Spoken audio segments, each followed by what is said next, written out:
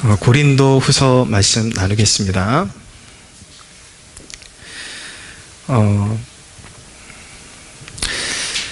본서는 AD 56년에서 57년 사이에 마게도냐에서 사도 바울에 의해서 기록된 것으로 여겨집니다.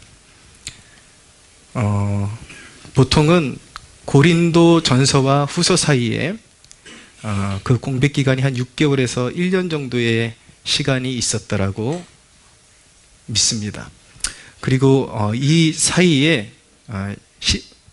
고린도 후서 13장 1절을 근거로 해서 이 고린도 전서와 후서 사이에 고린도 교회를 향한 바울의 한 번의 방문이 더 있었던 것으로 여겨지고 있고, 그곳에 방문해서 바울이 고린도 교회에 산재된 문제들을 이제 다스리며 회개의 열매를 촉구했지만 별 소득이 없었던 것으로 여겨지고 있습니다. 그래서 다시 바울은 소위 눈물의 편지를 디도라는 제자를 통해서 고린도 교회에 보냈고, 이제 지금 이 편지를 쓰고 있는 이 순간에 마게도냐에서 다시 디도를 만났을 때에 고린도 교회에서 드디어 이제 회개의 열매가 보이기 시작했다라는 소식을 듣고 기쁜 마음으로 그리고 간절한 마음으로 다시 디도를 통해서 이 편지를 보낸 것입니다. 그것이 바로 고린도 후서입니다. 고린도 후서 또한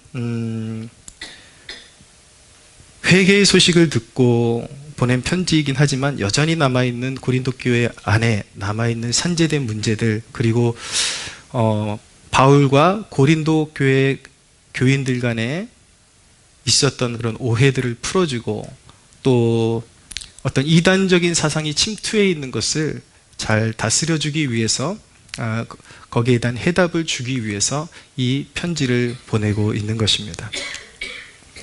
1절에 보시면 하나님의 뜻으로 말미암아 그리스도 예수의 사도된 바울과 형제 디모데는 고린도에 있는 하나님의 교회와 또 온 아가야에 있는 모든 성도에게 이 편지를 보낸다라고 말씀하고 있습니다.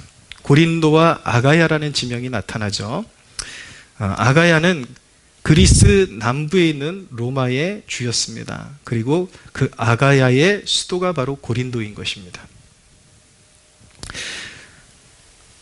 이 고린도 교회에 편지를 보내면서 2절에 주 예수 그리스도로부터 하나님 우리 아버지와 주 예수 그리스도로부터 은혜와 평강이 있기를 원하노라 라고 그렇게 말씀하고 있습니다. 이 서두는 서신서의 전형적인 타입이라고 말씀드릴 수가 있습니다. 항상 이렇게 서신서에 이런 형태를 가지고 은혜와 평강을 먼저 수신 교회에 구하는 그런 패턴으로 서신서들이 이루어져 있죠.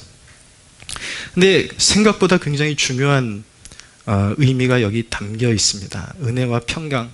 교회 가운데 가장 필요한 것은 바로 은혜와 평강입니다. 은혜는 그리스도로 말미암아 누리는 구원의 은혜를 말하는 것이고, 또 평강은 그로 말미암아 누리는 하늘의 평강을 말씀하는 것입니다. 평강보다 더 중요한 게 있나요? 여러분 혹시 이 가운데 UFC라는 파이팅 스포츠를 좀 아시는 분들은 선수 이름도 아시는 분들이 있을 줄 아는데, 이 최근에 그 아데사냐를 꺾어가지고 유명해진 션 스트릭랜드라는 그런 선수가 있습니다. 근데 이 선수가 인터뷰하는 내용이 잠깐, 인터뷰가 아니라 자기가 자기 유튜브를 통해서, 채널을 통해서 자기 팬들에게 보내는 내용인 것 같아요. 그러면서 그가 한 말이, 그 영상을 보면서 굉장히 참 인간의 그런 어떤 현실, 본질을 참 잘 나타내주는 그런 영상이다라고 그렇게 느꼈는데, 이 친구가 하는 말이 무엇이냐면, 이제 그 UFC에서 최고의 그런 아성 아데사냐를 꺾고 자기가 최고가 됐고 돈도 벌 만큼 벌었고 인기도 높아지고 어떤 스포츠계에서 최고지에 이제 오르게 되었는데, 이 친구가 하는 말이 무엇이냐면 이렇게 표현하는 거예요. 친구들아, 내가 행복해 보이냐? 이렇게 비참할 수가 없다. 이게 뭔지 모르겠다. 나도 왜 이런 느낌을 느끼는지 모르겠다. 왜 이렇게 불행하고 뭔가 두렵고 초조하고 그런 느낌을 느끼는지 자기도 모르겠다. 제가 좀 같이 옆에 있었으면 주 예수를 믿으라. 그렇게 얘기해 주고 싶더라고요. 주 예수를 믿으라. 여러분, 이게 무슨 이야기인지 아시겠습니까? 우리의 마음을 주장하는 진정한 평강은 세상의 명예로도 돈으로도 얻을 수가 없는 것입니다. 근데 많은 사람들이 착각을 하죠. 내가 저만큼만 올라갈 수 있다면 내 삶에 안정이 오겠지? 굉장히 마음이 평안하겠지? 그래서 예수를 믿으면서도 그 고지에다 초점을 맞추고 신앙의 목적을 그 고지를 올라가기 위한 하나의 발판으로 삼으려고 하는데, 그런 신앙을 가지고 막상 고지에 올라가면 100% 신앙마저도 회의에 빠지게 됩니다. 이게 뭐지? 오히려 올라가는 과정은 행복해요. 어려워도 기도해서 하나씩 하나씩 밟고 올라가는 거는 행복하고 뭔가 이제 잡히는 것 같은데, 막상 딱 올라가면 아무것도 아니라는 거. 여전히 그걸 사람들이 그렇게 붙잡고 싶어하고 부러워하는 걸 분명히 붙잡았는데 잡은 게 아니에요. 어디서 그 두려움이 계속 몰려오고, 그것이 무엇인지 아십니까, 여러분? 하나님과 단절된 그 인간에게 하나님의 부요한 축복과 그 부요한 하나님의 평강이 임하지를 흘러내려오지를 못하기 때문에, 삶의 목적이 잘못됐기 때문에 그 평강을 누릴 수가 없는 것입니다. 착각을 깨야 돼요. 여러분, 지금 여러분들 이렇게 예배를 잘 드리는 것을 통해서 올라가기를 원하는 그게 뭡니까? 여러분, 혹시 붙잡기를 원하는 게 무엇입니까? 여러분, 그리스도인의 소망은 하루하루 예수 그리스도와 동행하는 것이고, 그분과 함께 발맞춰서 모든 순간마다 오직 하나님의 영광을 위해서, 내가 뭐 대단한 일을 해야지 하나님의 영광이 드러나는 것이 아니라 하나님께서 나와 함께 가자라고 하시는 그곳에 서 있는 것이 하나님께 영광이 되는 것입니다. 할렐루야. 하나님과의 좋은 관계를 맺고 하나님을 향한 깊은 신앙심을 가지고 끊임없이 그 십자가를 바라보며 따를 때에 그리스도께서 말씀하셨거든요. 나를 믿는 자는 그 배에서 생수의 강이 흘러넘치리라고 말씀하셨습니다. 하늘의 평강이 그리스도로 말미암아 하나님 아버지로 말미암아 우리의 삶 가운데 들어오는 것입니다. 뭐하러 여기 예배 나오셨습니까, 여러분? 혹시 소원 성취하러 나오셨습니까? 아닙니다. 주님하고 관계를 맺지 않으면 모든 것이 허당입니다. 사랑하는 여러분, 여기 임재하신 주 예수 그리스도와 그분의 하나님으로 말미암아 기뻐할 수 있는 여러분들 되시기를 축원합니다.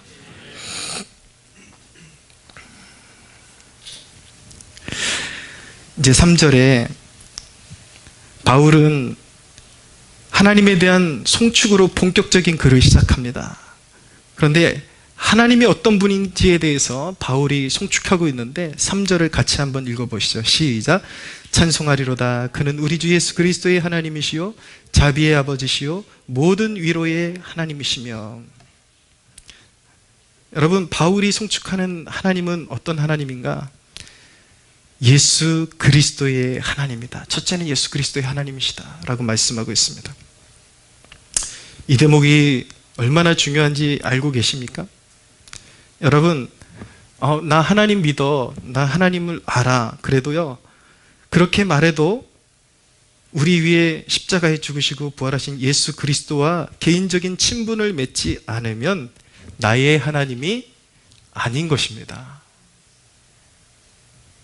소위 사람들이 말하는 어떤 신적 존재를 믿는 것이지, 성경이 명시하는 분명한 나의 하나님, 그리고 구원자로서 세상을 창조하시고 그리고 나를 구원으로 초대하신 하나님을 믿는 것은 아닙니다. 전혀 개인적인 관계로 나의 하나님이 아닌 거예요. 나의 하나님이 아니라면 하나님을 아는 것이 아닙니다.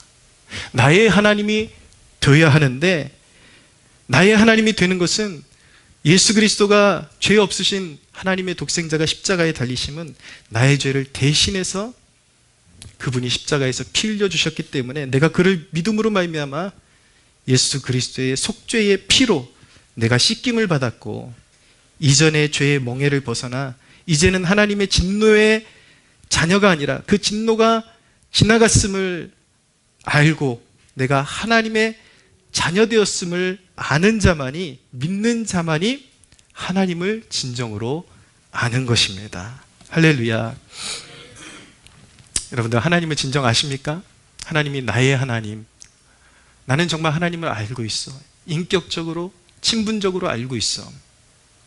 그것이 성립되지 않으면 여전히 그 사람 머리 위에 하나님의 진노가 머물러 있는 것입니다. 아직 죄의 문제가 해결된 것이 아니에요. 주 예수를 믿으라. 그리하면 구원을 얻으리라. 죄 용서함 받고 구원을 얻으리라. 정말 인격적으로 주님을 맞이하고 나의 로드, 나의 주님으로 그분을 내 중심에 모셔서 이제는 내 삶의 주인이 내 자신이 아니라 예수 그리스도가 주인이 되셔야만 하는 것입니다. 할렐루야. 그래서 그분은 그냥 단순히 하나님, 이것으로는 부족해요. 예수 그리스도의 하나님. 오직 예수님을 통해서만 우리는 하나님께 안길 수가 있고 하나님으로부터 흘러나오는 모든 영적인 축복들을 받아 누릴 수가 있게 되는 것입니다. 두 번째로 바울은 자비의 아버지라고 말씀하고 있습니다. 우리 하나님은 정말 자비의 아버지십니다. 우리의 모든 약함과 처지를 아시고 도움을 제때에 예비하시는 분이십니다. 또 한 가지, 세 번째로 하나님은 모든 위로의 하나님이십니다. 바울이 위로의 하나님에 대해 꺼내는 것은 신앙의 여정이 필연적으로 고난의 연속이실 것이기 때문에 고린도 교회의 백성들의 믿음을 다져주기 위해서 이야기를 꺼내는 것입니다. 하나님은 위로의 하나님이시다. 초대교회는 예수를 믿는다는 것은 생명을 걸고 믿는 것이고 또 자기의 재산을 송두리째 잃어버릴 수 있는 그런 위협 가운데서 믿고 있는 것이거든요. 많은 그런 환난과 역경과 그런 어려움들이 있습니다. 그런 것들이 끊이지 않는데 하나님을 알 때에 정확히 알아야 된다. 우리 하나님은 위로의 하나님이시다라는 것을 가르쳐주고 있는 것입니다. 여러분, 고난이 있습니다. 고난이 끊임없이 우리에게 있습니다. 근데 대개 사람들은 고난을 이해하려고 합니다. 이 고난이 왜 나에게 오는 것일까? 그런데 고난이 이해되는 것보다 중요한 사실은 무엇이냐면 고난이 성도에게 가져다주는 열매를 아는 것이 더 중요합니다. 고난 그 자체에 몰입되면 답이 나오지를 않습니다. 그러나 그 고난을 허락하셔서 하나님께서 우리에게 허락하고자 하시는, 맺게 하고자 하시는 그 열매가 무엇인가를 우리가 이해하는 것이 훨씬 더 중요한 것이죠. 그래서 오늘 이제 본격적인 주제는 이것입니다. 고난을 통해서 우리에게 하나님께서 주시는 영적인 축복은 무엇인가? 그것을 우리에게 가르쳐주고 있는 것입니다. 잘 들으십시오. 고난을 통해서 우리에게 하나님께서 허락하시는 영적 축복, 첫 번째는 무엇이냐면 고난이 넘치면 하나님의 위로도 넘친다는 것을 가르쳐주고자 하시는 것입니다. 고난이 넘치면 하나님의 위로도 넘치는 것입니다. 4절에서 5절을 보십시오. 우리의 모든 환난 중에서 우리를 위로하사 우리로 하여금 하나님께 받는 위로로서 모든 환난 중에 있는 자들을 능히 위로하게 하시는 이시로다. 그리스도의 고난이 우리에게 넘친 것 같이 우리가 받는 위로도 그리스도로 말미암아 넘치는도다. 아멘. 믿는 자에게 고난이 필연적인 것은 바로 우리의 주 되시는 그리스도께서 고난을 넘치도록 받으셨기 때문인 것입니다. 요한복음 15장에 보면 내가 너희를 택했기 때문에 세상이 너희를 미워하느니라 라고 예수님께서 말씀하셨습니다. 끊임없이 고난이 있을 것입니다. 왜인지 아십니까? 영적인 구조가 그렇게 되어 있기 때문인 것입니다. 주님께서 우리를 자녀라고 하셨고 선택하셨고 구원으로 초대하셨고 하나님의 자녀로 부르셨습니다. 세상은 아직 마귀의 권세 아래에 있기 때문에 사탄은 성도를 시기하고 어떻게 해서든 넘어뜨리려고 안간힘을 쓰고 있는 것이고 그리고 또 죄에 빠진 인간 스스로가 자처하는 고난도 있기 마련인 것입니다. 계속해서 고난이 다가오게 되어 있습니다. 그러나 믿음의 축복은 무엇인가? 그리스도께서 고난받으셨기 때문에 그리스도인은 자연스럽게 세상으로부터 미움을 받고 고난을 물려받지만 동시에 그리스도의 승리도 물려받는다라는 것이 바로 믿음의 축복인 것입니다. 할렐루야. 오늘 여러분들의 마음에 새기십시오. 그리스도인은 세상으로부터 미움을 받지만 그리스도의 승리도 함께 취하게 될 것입니다.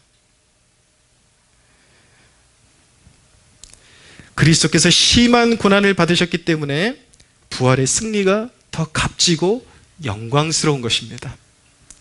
여러분, 승리라는 것은요, 분투가 있기 때문에 영광스러운 것입니다. 이김이라는 것은 그만큼 혹독한 싸움이 있기 때문에 가치가 있는 것입니다. 예수 그리스도의 부활이 가치가 있는 이유는 그분이 십자가에 못 박히셔서 죽음을 맛보셨기 때문에, 고난을 받으셨기 때문에 부활의 승리가 더욱 영광스럽고 가치가 있는 것입니다. 할렐루야.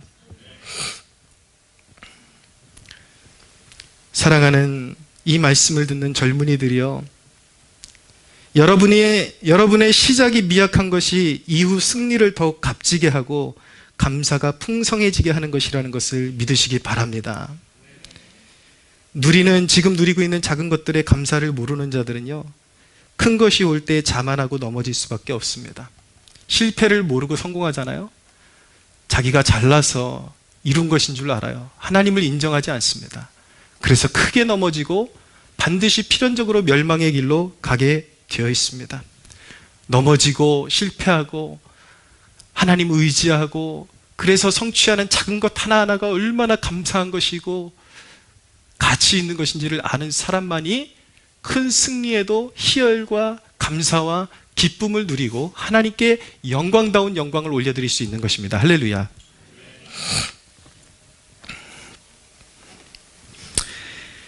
여러분, 개척 목회를 하면서 정말 여러분, 우리가 여기 이사 오기 전에 6년 동안, 그리고 여기 이사 와서도 2년 동안, 만 8년 동안 아무리 심어도 싹이 나지 않는, 갈아도 1년만 더 참으면 내년엔 열매가 맺혀지겠지. 그래서 속는 셈 치고 1년 더 걸어가요. 그 다음에도 1년만 더 걸어가면 내년에는 좀 뭐가 있겠지. 그렇게 8년을 보냈습니다. 아무것도 맺혀지지 않는 그런 시간들을 보냈어요. 그런 시간들을 보내니까 나중에는 여러분들 이해할 수 있을지 모르겠는데 눈물도 안 나와요. 이젠 너무 힘들어가지고 우는 것조차도 말라버릴 것 같은 그런 혹독한 그런 시련의 끝에서 하나님께서 어느 날 좌절해 있는 저에게 소망의 메시지를 말씀으로 부어주신 것이 있는데, 학개서를 통해서 그 말씀이 제게 임하고 나서 한 영혼씩 우리 교회를 찾아오기 시작하는데, 그 한 영혼이 귀한 이유가 무엇이냐면, 이전에 아무리 전도하고 아무리 애쓰고 눈물로 뿌려도 무엇 하나 나지 않는, 싹이 보이지 않는 그런 과정을 8년을 겪어왔기 때문에 그 과정에서 하나씩 맺혀지는 그 영혼의 그 소중함과 하나님을 향한 감사함이 넘쳐날 수밖에 없는 것입니다. 앞으로 우리 교회에 큰 무리가 모이게 될 때에 그것은 하나님의 전능하심으로 인해서 이루어진 일이기 때문에 더더욱이 하나님을 높이고 찬양할 수밖에 없는 것입니다. 할렐루야. 과거에 이 교회가 어떤 과정으로 지나왔는지 아는 사람은 하나님께서 비로소 좋은 열매들을 풍성하게 맺게 하실 때에 하나님의 기적과 하나님의 능력을 송축하고, 그 기적을 바라보며 진정으로 우리 하나님은 기적의 하나님이시, 죽은 자를 살리시는 하나님이라고 마음을 다해서 고백할 수 있게 되는 것입니다. 할렐루야.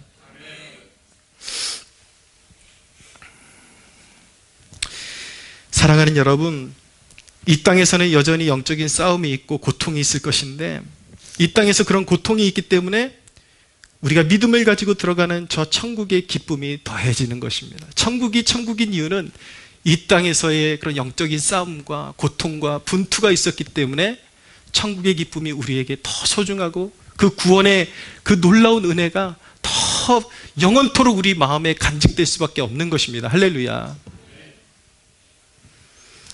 여러분, 고난이 넘치는 곳에 하나님의 위로가 넘칩니다. 우리는 하나님께 소망을 두고 우리의 진정한 위로는 오직 하나님께 있음을 믿어야 하는 것입니다. 이제 선거가 다가오잖아요. 선거가 다가오면은 저는 좀 걱정이 되기도 해요. 우리가 지지하는 사람들이 당선이 되면 그나마 또 막 우쭐댈 테고, 또 우리 마음대로 선거가 이루어지지 않으면 얼마나 또 실망하는 모습을 보게 될까요? 또 세상 다 그냥 세상 바닥이 꺼지는 것처럼 그렇게 고통스러운 그런 얼굴을 하게 될 텐데, 여러분, 기도하면서 하나님이 주시는 마음으로 선한 양심을 가지고 하나님 앞에서 선거 잘 치르시기를 바랍니다. 할렐루야. 그렇지만 여러분, 어떤 결과를 주시든지 하나님의 통치를 바라보는 시선을 한순간도 잃지 않게 되기를 바랍니다. 여러분, 하나님께서 함께 하시지 않으시면 선거에 이겨도 늘 나라는 풍랑 속에 빠져들어갈 수밖에 없는 것입니다. 하나님이 함께 하시면 스스로 높아진 자들을 하나님께서 친히 부끄럽게 하시는 역사를 보게 될 것입니다. 할렐루야. 하나님이 통치하십니다. 기도하는 백성들이 소망입니다. 요한계시록을 통해서 제가 누누이 말씀드렸지만 기도는 하나님의 통치에 동참하는 것이라고 말씀드렸습니다. 우리가 기도할 수 있는 한 이 나라에 소망이 있고 하나님의 끊임없는 간섭과 개입은 끊이지 않을 것입니다. 선거 결과는 결국 이 나라의 그 긴 역사를 앞으로 바라볼 때에 계속 엎치락뒤치락 엎치락뒤치락 할 것입니다. 그때마다 여러분 한 번 울고 한 번 웃고 한 번 울고 한 번 웃고 계속 그 일을 반복하시겠습니까? 우리의 시민권은 하늘에 있고 우리는 하나님의 통치를 바라는 자들이라는 그 사실을 한순간도 잊지 않는 우리 되기를 간절히 소원합니다. 여러분, 하나님으로부터 위로를 받으십시오. 지금 우리 보수 그리스도인들의 위기는 무엇인지 아십니까? 정치를 하나님보다 더 사랑하기 때문에 이 보수 그리스도인들의 이단들의 텃밭이 되었습니다. 너무나도 부끄러운 일이에요. 나라를 살리고자 하는 그 마음을 알겠지만 얼토당토한 이단들을 추종하면서 사람들이 하는 말은 그거예요. 저 사람이 신앙은 좀 이상하지만 저 사람만큼 나라 사랑하는 사람 찾아보기 힘들다. 저 사람 무너지면 우리나라에 소망이 없다 그래요. 그런데 여러분, 그랬습니까? 과연 정광훈이라는 사람을 통해서 나라가 회복됐습니까? 우리가 코로나 시즌에 얼마나 교회가 억압받으면서 교회 문을 닫고 1만 교회가 문을 닫고, 여러분, 예배의 자유를 정광훈이 찾아줬습니까? 온갖 사이비 종말론, 심지어는 성경을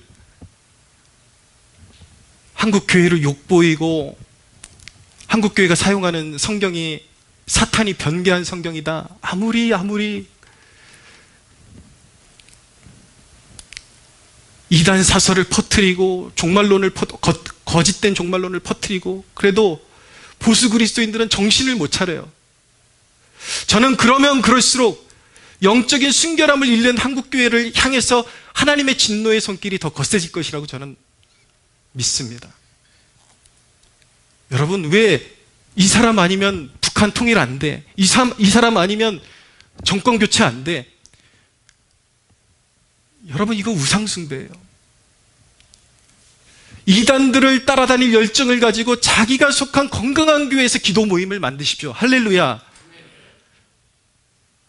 기도하지 않고 헛된 데서 소망을 품지 말고 교회가 나라를 위해서 기도하자 그러면 모이십시오. 자기 교회가 나라를 향한 기도의 모임이 없다면 마음 맞는 몇 사람이라도 모아갖고 기도 모임을 만드십시오. 나라를 향한 진정한 소망이 있는 백성들, 이상한 사이비들 추종하지 않아도 그 온전한 정신을 가지고 하나님 나라를 추구하며 기도하는 백성들의 기도를 하나님은 듣고 우리 주 예수 산자와 죽은 자의 심판장이 되시는 예수 그리스도는 통치하십니다. 할렐루야. 악인들이 정권을 잡아도 자중질환, 스스로 멸망하는 역사들을 보게 될 것입니다.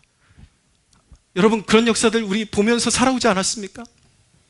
하나님이 다스리십니다. 하나님이 우리의 믿는 위로이십니다. 할렐루야.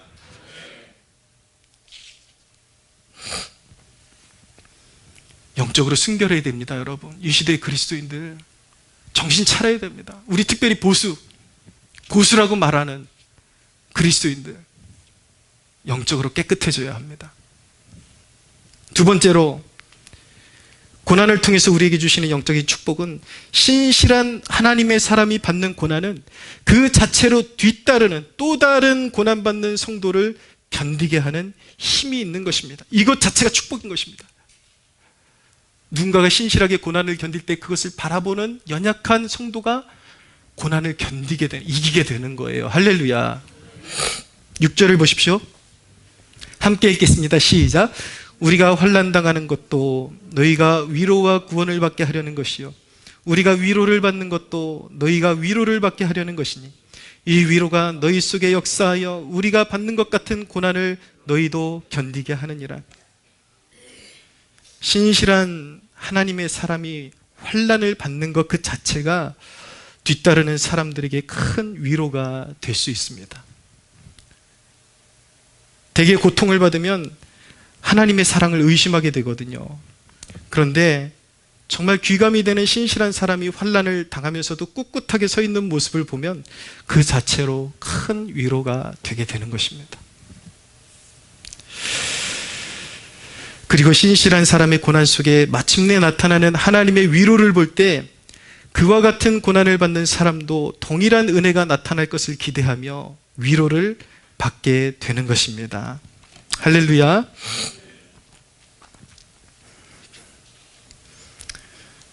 여러분, 제가 개척 1년 차 정도 됐을 때에 이제 총회에서 주관하는 개척 훈련 학교라는 것이 있는데 거기에 반드시 참석해야 개척교회를 이제 인정해주고 그런 이제 제도가 있어서 반드시 가야만 했어요.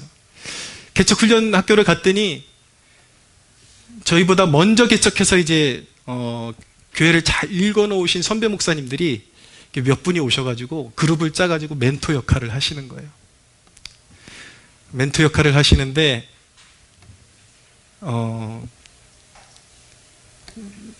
제가 속한 조를 맡아주셨던 목사님에게 한 사람 한 사람씩 이제 그 목사님이 면담을 해주시는 거예요.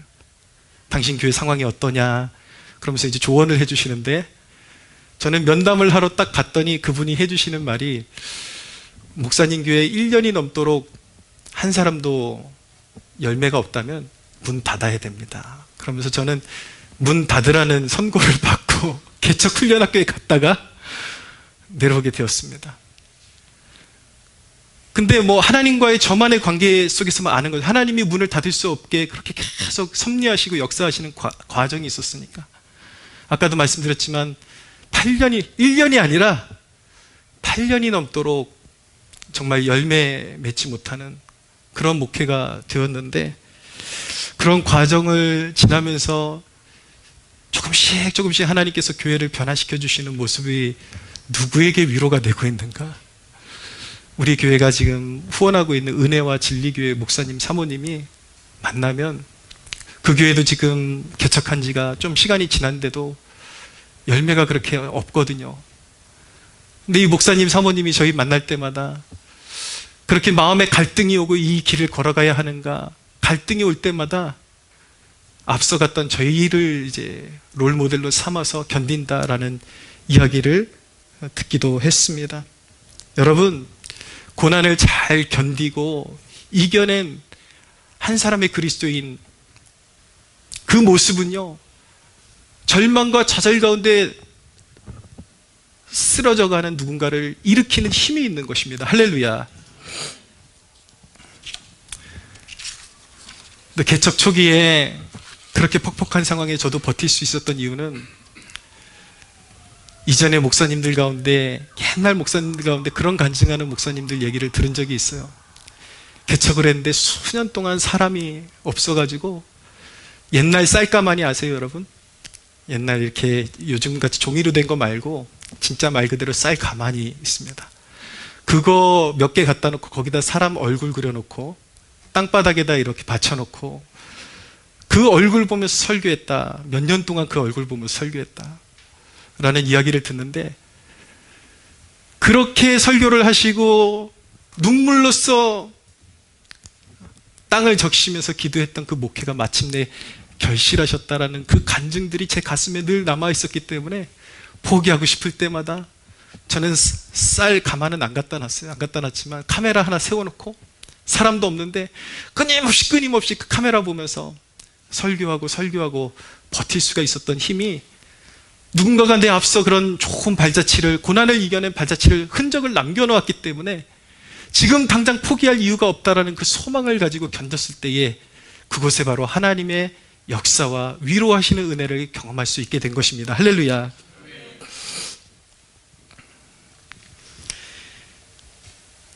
사랑하는 여러분, 사도 바울은 어땠습니까? 성경의 저자, 위대한 사도 바울은 어땠을까요? 그 또한 심한 고난을 참아야만 했습니다. 오늘 말씀해 보니까 8절을 보세요. 형제들아, 우리가 아시아에서 당한 환난을 너희가 모르기를 원하지 아니하노니 힘에 겹도록 심한 고난을 당하여 살 소망이 끊어지고 우리는 우리 자신이 사형 선고를 받은 줄 알았으니 이는 우리로 자기를 의지하지 말고 오직 죽은 자를 다시 살리시는 하나님만 의지하게 하심이라. 할렐루야. 예. 여기서 아시아에서 당한 환난이 무엇을 이야기하는 것인지는 정확치는 않습니다. 그러나 사도 바울의 다른 곳곳에서 고백한 그가 당한 고난을 우리는 짐작할 수가 있는데, 수없이 박해를 받아야 했고 돌로 침을 받아야 했고 폭동에 견뎌야 했고 질병에 버텨야 했고 말로 다 할 수 없는 고생을 그가 감내하면서 주를 위해 헌신했다라는 것을 알게 됩니다. 오죽하면 바울이 고백하기를 우리가 고난이 너무 심해서 살 소망까지 끊어졌다라고 말하고 있을까요? 여러분, 바울은 살 소망까지 끊어져가는 그런 고난의 한복판에서 하나님께서 사랑하시는 자들에게 혹독한 시련을 주시는 이유를 발견했습니다. 그것이 무엇인가? 자기 자신을 의지하지 않고 죽은 자를 살리시는 전능한 하나님만 의지하게 하려 하심인 것입니다. 할렐루야. 여러분, 이것이 바로 절망한 백성들에게 얼마나 큰 위로입니까? 죽은 것 같지만 그리스도인 안에는 부활의 생명이 있기 때문에 죽지 않아요. 할렐루야. 망할 것 같지만 망하지 않아요. 여러분, 믿는 자는 망하지 않습니다. 할렐루야. 믿는 자는 쓰러지지 않습니다. 할렐루야.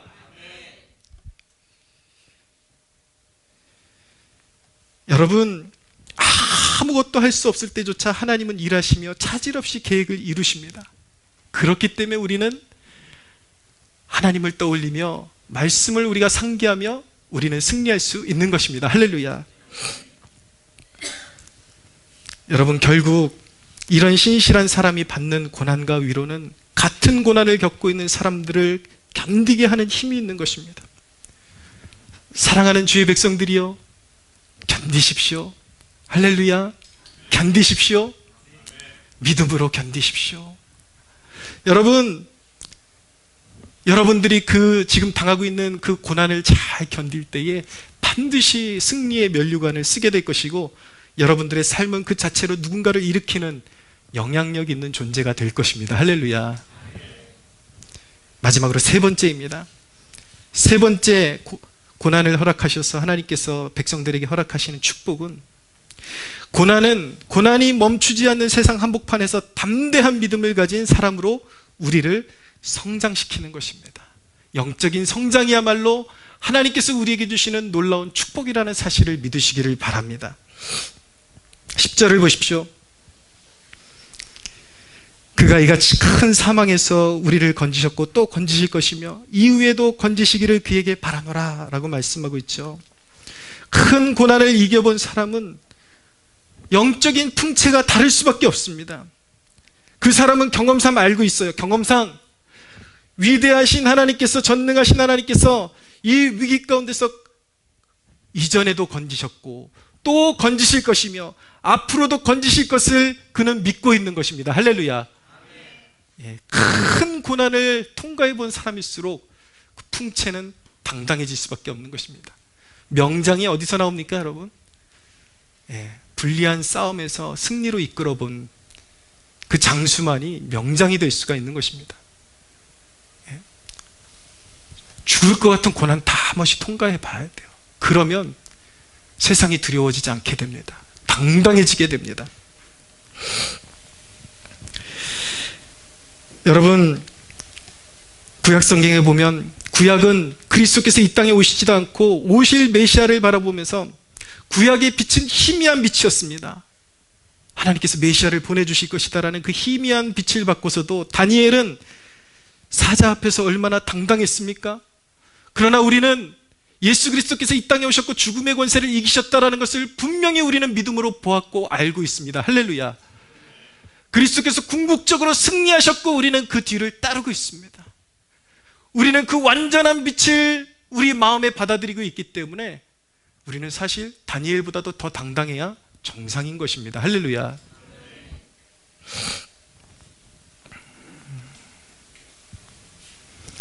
여러분, 중요한 사실 하나 있는데 이거 꼭 기억하셔야 돼요. 우리가 고난을 이기는 그 이김의 근거는, 그 보증은 그리스도의 승리에 있는 것입니다. 우리가 잘 될 거야 라는 고백은요, 세상 사람들이 그냥 막연히 긍정적인 그런 마인드로 잘 될 거야 라는 거랑 전혀 다른 것입니다. 믿지 않는 자들은요, 긍정해도 멸망의 길로 갈 수밖에 없어요. 그 긍정은 일시적인 힘밖에 되지 않는 것입니다. 우리 믿는 자들의 긍정의 힘, 우리가 이길 것이라고 확신하는 그 확신은 어디서 오는가? 우리를 위해 죽으시고 부활하신 그리스도의 승리에, 우리의 이김에 근거가 있는 것입니다. 할렐루야. 그분과 우리가 연합했기 때문에 우리는 반드시 이 역경을 이길 것이라는 것을 믿음으로 확신할 수가 있는 것입니다. 주님은 나를 믿는 자는 죽어도 살 것이라고 말씀하셨습니다. 우린 인류의 궁극적인 난제인 죽음을 이긴 존재들인 것입니다. 할렐루야. 근데 뭐가 두려워요, 여러분? 우리 믿음 안에서 죽음을 극복한 존재들이, 죽어도 살 존재예요. 사람들에게 죽음은 두려운 존재지만 우리는 죽음과 함께 주님 손에 안기고 영원한 안식으로 들어가게 되는 것입니다.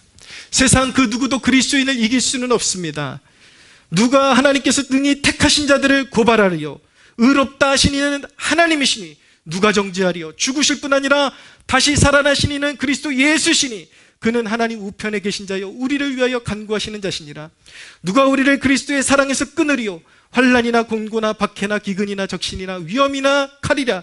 기록된 바 우리가 종일 주를 위하여 죽임을 당하게 되며 도살당할 양같이 여김을 받았나이다 함과 같으니라. 그러나 이 모든 일에 우리를 사랑하시는 이로 말미암아 우리가 넉넉히 이기느니라. 내가 확신하노니 사망이나 생명이나 천사들이나 권세자들이나 현재일이나 장래일이나 능력이나 높음이나 깊음이나 다른 어떤 피조물이라도 우리를 우리 주 그리스도 예수 안에 있는 하나님의 사랑에서 끊을 수 없으리라. 할렐루야.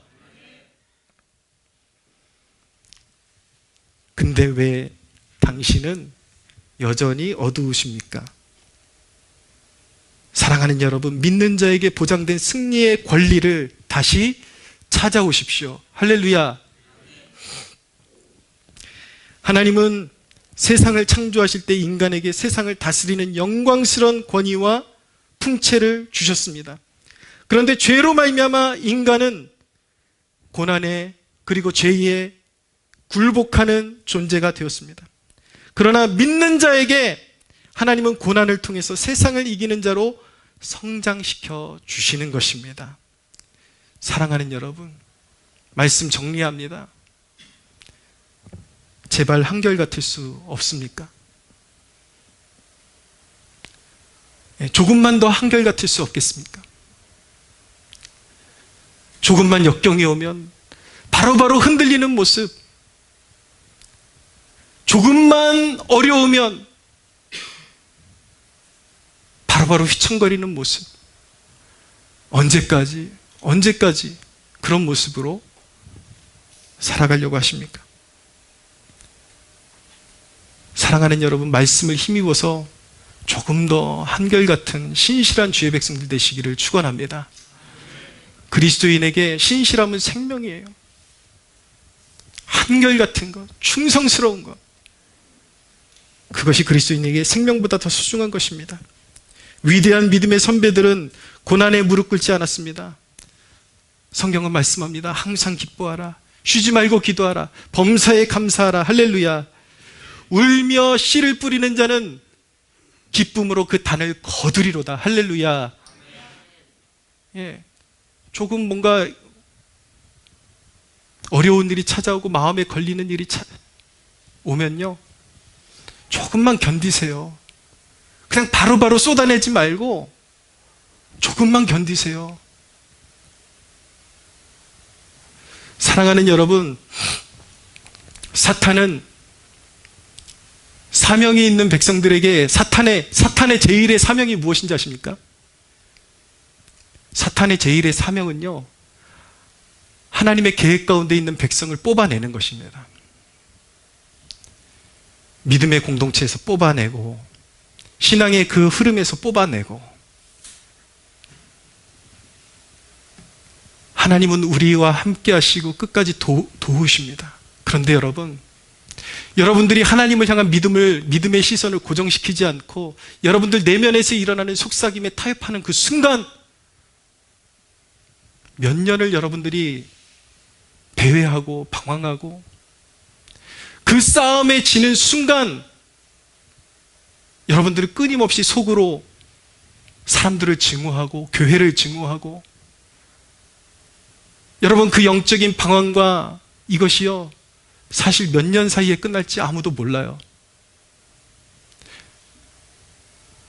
그 사람에게 복이 있으면 하나님께서 언젠가 회복시켜 주실지 모르겠지만, 여러분 우리가 살아가는 이 신앙의 한복판에는 한 번 그렇게 시험에 들어서 떠난 영혼들이 죽을 때까지 인생을 허비한 인생들도 허다하게 많습니다.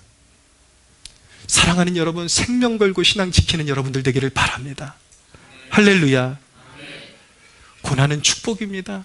고난을 통해서 여러분들을 성장시키고 다니엘처럼 위풍당당한 하나님의 사람, 여러분 거기서 무너지면 얼마나 억울해요. 지금 여러분들의 삶의 현주소에서 굳건하게 서서 나중에 그래야 되지 않겠어요? 공동체에서 사람에게 시험 들고 또 여러 가지 어려움 가운데 있는 후배가 막 토로할 때에 좀 등 두들겨 주면서 나도 그랬었어. 그렇지만 이겨야, 이기는 길밖에는 우리가 선택지가 없다라는 것을, 거기서 굴복하는 순간 모든 영적인 유업을 까먹는다라는 것을, 경험자로서 당당하게 이겼던 그 발자취를 남겨주는 그리스도인이 복된 그리스도인이요, 참 하나님 앞에 귀한 그릇으로 쓰임받게 될 줄로 믿으시기를 바랍니다. 여러분들이 한 발자국씩 한 발자국씩 남겨놓은 그 발자국이 뒷사람에게 무한한 소망을 주는 그런 발걸음이 되기를 주님의 이름으로 축원합니다. 하나님께 영광의 박수 올려드리겠습니다.